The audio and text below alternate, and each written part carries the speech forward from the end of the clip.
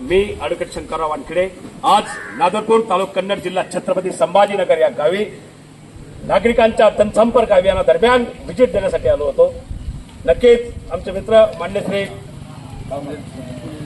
सुनील भाऊ निकम पाटील हे पत्रकार आणि आपल्या या पंचकृषीमध्ये प्रसिद्ध व्यक्तिमत्व आहे। वारंवार सुनील भाऊ संघ आमचा संपर्क होतो आणि अभिमान वाटतोय की एखाद्या गावात जाऊन 4 लोक येऊन आपल्या गावाचं नाव पुढे कसं नेईल या दृष्टिकोनातून पाऊल उचलत आहे।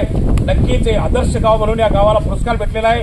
आम्ही या गावाचं अभिनंदन करतो, या गावाला शुभेच्छा देतो की आज जरी हे आदर्श गाव असेल तर उद्या सुद्धा हे आदर्शच असायला पाहिजे, तर उद्या याला चांगल्या प्रकारचा पुन्हा पुरस्कार भेटला पाहिजे। या मानसिकतेने या नागरिकांनी या गावाला सहकार्य करायला पाहिजे। गावातील ज्या बी अडीअडचणी आहे ते सर्व गाव मिळून सगळं गाव एकत्र येऊन तेव्हा सामील होऊन तेव्हा त्या अडीअडचणी सोडवू शकले जातात। नसता सरपंच करतो, ग्रामपंचायत सदस्य करता, ग्रामसेवक करतो, तलाठी करतो, एवढ्यापुरतं मर्यादित गावकऱ्यांनी राहायचं नाही। आपल्या गावाचा विकास आपल्या सर्वांनी करायचा असतो। मित्रांनो, संसारात आल्यानंतर संसाराची जबाबदारी प्रत्येक माणसाच्या खांद्यावर असते। एका गावाची जबाबदारी एका सरपंचाच्या पदावर खांद्यावर नसून त्या गावातील प्रत्येक नागरिकाच्या खांद्यावर आहे। आम्हाला येणाऱ्या यंग जनरेशनला या देशाच्या ज्या स्पर्धा युग आहे या देशाच्या मुख्य पर्वामध्ये आणण्यासाठी प्रत्येक नागरिकाला आम्हाला सहकार्य करायचं आहे, सहकार्याची भूमिका करायची आहे आणि त्या भूमिकेतून नागरिकांना एकत्र घेऊन आम्हाला देशाचा गावाचा विकास करायचा आहे। देशाचे यशस्वी पंतप्रधान माननीय श्री नरेंद्र मोदीजी हे सुद्धा एका छोट्याशा गावातून आलेले आणि त्या दिल्लीच्या तकद्यावर जाऊन बसलेले, तर ते मी तुमच्या गावासारखं एक गाव आहे, त्यांचं गाव सुद्धा तुमच्या गावासारखंच एक गाव आहे। परंतु त्यांनी हा विचार नाही केला मी नादरपूर सारख्या छोट्याशा गावात आहे म्हणून। त्यांनी विचार केला की मला या देशाचं नेतृत्व करायचं आहे, हा देश घडवायचा आहे, या देशाला मला या जगामध्ये नाव कोरायचं आहे। आतापर्यंत बरेच पंतप्रधान होऊन गेले, त्यांनी काम नाही केलं असं म्हणता येणार नाही, पण ज्या पद्धतीनं माननीय श्री नरेंद्र मोदीजी काम करत आहे आमचा अभिमान आहे। या देशानं भारतरत्न डॉक्टर बाबासाहेब आंबेडकर यांच्या संविधानाच्या माध्यमातून आमच्या सर्वांना मतदानाचा अधिकार दिलेला आहे, रहिवासी दिलेला आहे आणि त्या माध्यमातून आमचे मुलंबाळ आज या नादरपूर सारख्या गावातून निघून देशाच्या कोणत्याही जगाच्या कोणत्याही देशात जाऊन शिक्षण घेऊन उच्च पदावर जाऊन बसता, हे आपल्या सर्वांना माहिती आहे। म्हणून मित्रांनो, जेव्हा आपण एखाद्या गावात राहतो, एका देशाचं नेतृत्व करतो, मानसिकता समोर ठेवून सर्वांनी एकत्र यावं। आम्ही सुद्धा या भारताचे नागरिक आहोत आणि आमची मानसिकता, आम्ही ॲडव्होकेट आहे, मागील 20-25 वर्षापासून वकिली करतो आणि मला वाटतं या मातीची माझ्यावर उपकार आहे। मी जरी शिक्षण घेतलं असेल आणि त्या कोर्टामध्ये मी न्याय मिळवून देत असेल नागरिकांना, त्यापासून मला उत्पन्न होतं, नक्कीच हे खरं आहे, मी प्रायव्हेट वकील आहे।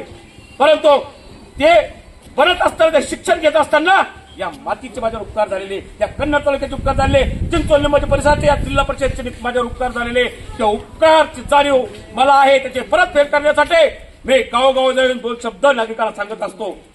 आमचा देश सहज चालत नाही, त्यासाठी देशानं एक संविधान बनवलं आहे आणि 1947 नंतर जेव्हा आपण स्वतंत्र झालो तेव्हा आम्हाला एक संविधान भेटलं आणि 26 जानेवारीपासून आम्ही त्या संविधानाचा वापर करतो आणि त्या माध्यमातून आम्ही प्रत्येकाला, देशातील प्रत्येक नागरिकाला, प्रत्येक गोष्टीला, प्रत्येक ठिकाणी कायद्याची भाषा चालते।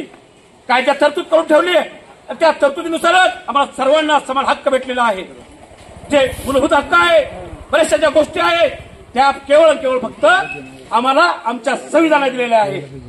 मित्रांनो, माझी विनंती आहे तुम्हाला की तुमच्या मुलाबाळांना तुम्हाला शिकवायचं आहे। तुमचा मुलगा कसाही असायला असला तरीही त्याला तुम्हाला सांगायचं आहे की तू या देशाचा नागरिक आहे आणि तुला सुद्धा या देशाच्या संविधानाने जे अधिकार हक्क दिलेले आहे ते हक्काच्या माध्यमातून तुला सुद्धा या स्पर्धेयुगामध्ये जिंकायचं आहे। अरे दुरून दिसतं ते सोनं आहे, ते चककतं ते सोनं आहे, ते आमच्या काही कामाचं नाही, आमच्या पदरात काय पडलेलं आहे त्याला घेऊन आम्हाला पुढे जायचं आहे।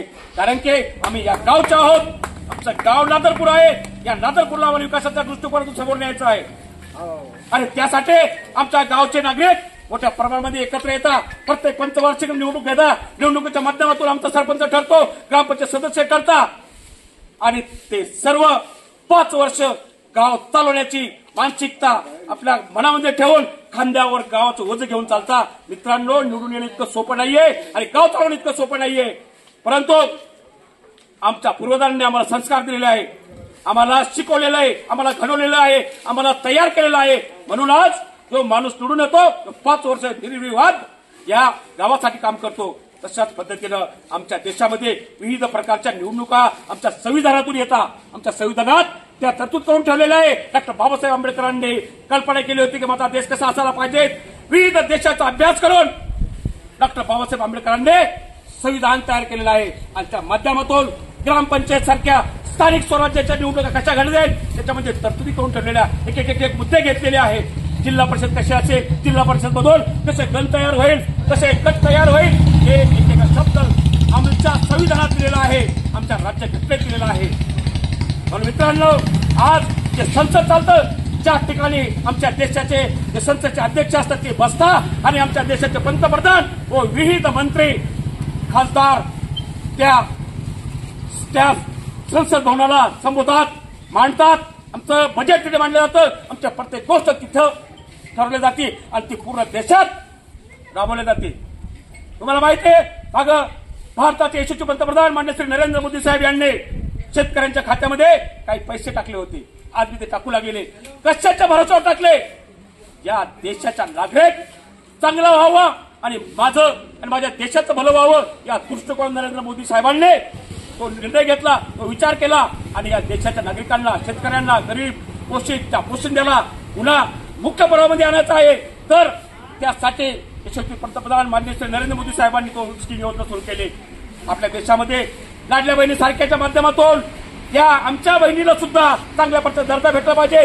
चूल आणि मोल घराच्या आत त्यांना ठेवू नये या दृष्टिकोनातून महाराष्ट्र सरकारने निर्णय घेतला आणि लाडकी बहीण या माध्यमातून त्यांनी योजना आखल्या आणि त्या बहिणींना सुद्धा त्यांचा हात मजबूत व्हावे, त्यांना बी अस्तित्व उभं राहावे, त्यांच्या मनामध्ये काहीतरी दिसायला पाहिजे या दृष्टिकोनातून लाडली बहिणीसारखी योजना काढल्या. अरे जनधन योजना काढल्या, मोठ्या प्रमाणात योजना, विविध योजना काढल्या. त्या योजनेच्या माध्यमातून आज आपला जीव चांगल्या प्रकारे चालू लागलेला आहे.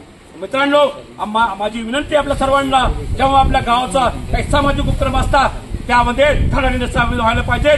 कारण की आम्ही या गावच्या आहोत, या गावानं आम्हाला अस्तित्व दिलं आहे. तुम्ही नागरपूर सोडून तुम्ही कन्नडमध्ये जाऊन बसा आणि म्हणा मी नागरपूरचा आहे, तुम्हाला उभं केलं जाणार नाही. तर तालुक्याच्या ठिकाणी म्हणून तुम्हाला तहसील आणि त्या एवढ्या कार्याला पुरतं मर्यादित तुमची किंमत असेल.